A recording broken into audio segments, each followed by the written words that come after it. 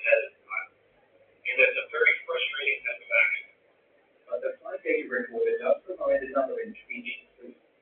Moments before Flight 1951 hit the ground, the plane's engines were at idle, hardly providing any power.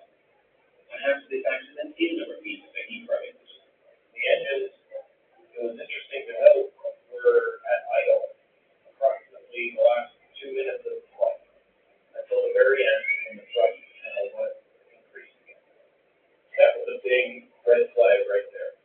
The question is, why was that the case? But then they saw something that's very different from the accident at Heathrow. Very clear.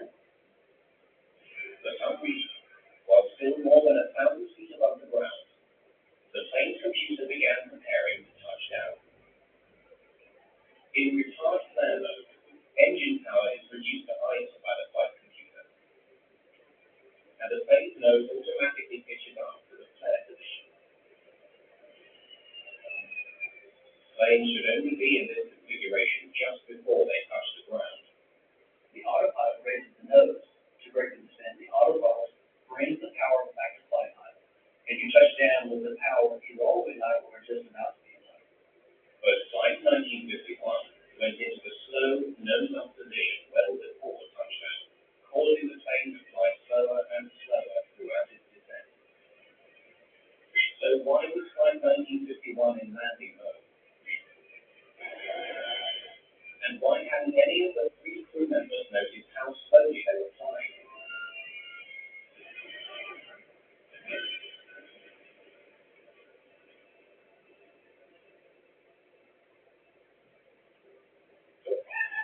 What's going on with the engines inside? The trouble seems to start with the malfunctioning altimeter. We have to look at the system as a whole and see how that -8 affected the other systems on the aircraft. And that was a very big portion of this investigation. We had to say, how does the autopilot use that data? More importantly, how did the autothrottle use that data? The computer that flies the plane consists of 2 main systems, the autopilot and the autothrottle. The autothrottle determines how much power an RC engine stores, while the autopilot controls the plane's altitude and direction. The 2 systems work independently of each other, and only one of the radio altimeters provides information to the autopilot. In this case, I had to learn everything there was about radio altimeters and autothrottle systems, which I didn't know before. The pieces of the puzzle begin coming together when they find connection between the faulty radio altimeter and engine power. Radio altimeter provides information for the autothrottle for the captain.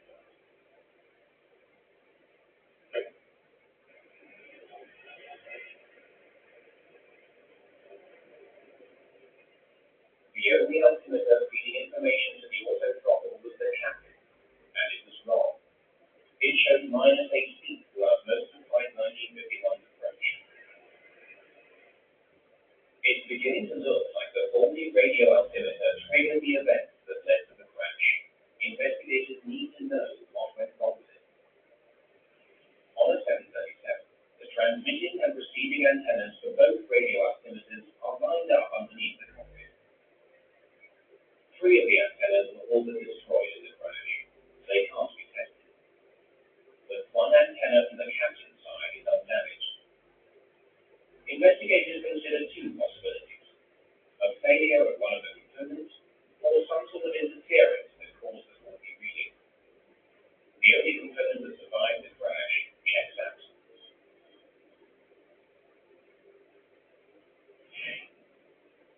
The computers that control the system also work. But investigators do make a curious discovery about them. They aren't the same ones that were installed on the plane when it was delivered to Turkish Airlines 7 years ago. This find changes the focus of the investigation. The maintenance aspect of this accident aircraft was one that we looked at as deeply as we could.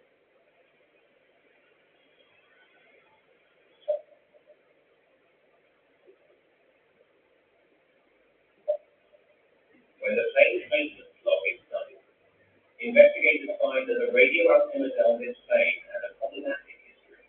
We got additional data from Turkish Airlines, and that data showed that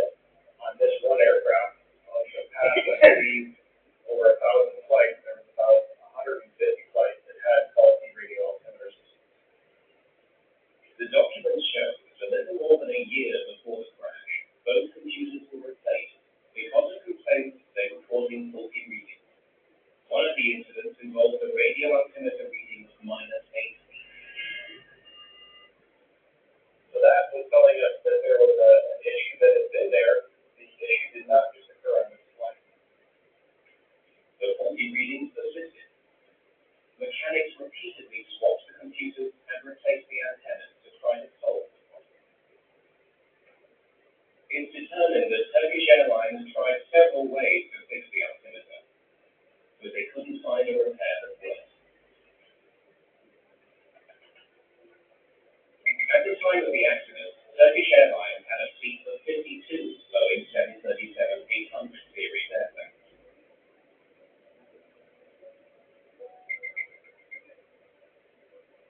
Page 93.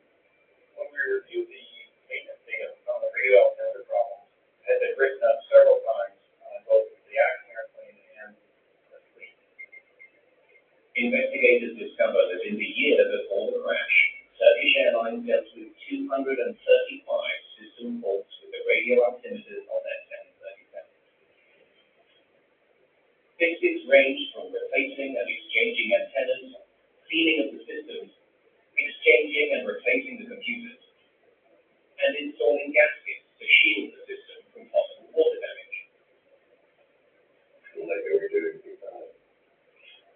The Turkish Airlines maintenance personnel knew that the radio altimeter problem was one of their highest issues with regard to maintenance.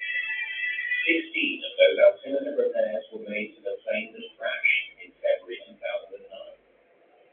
If the problem was so widespread, investigators wondered why it hadn't caused serious problems before this accident. They don't have to dig too far back to find out that in fact it had, on this very same plane. Two reasons left for the problem. Twice in the 48 hours leading up to the accident, the radio altimeter showed a negative reading, putting the plane into retard flare mode. Both times the crew noticed the problem, disengaged the autothrottles, and brought the plane in for a safe landing.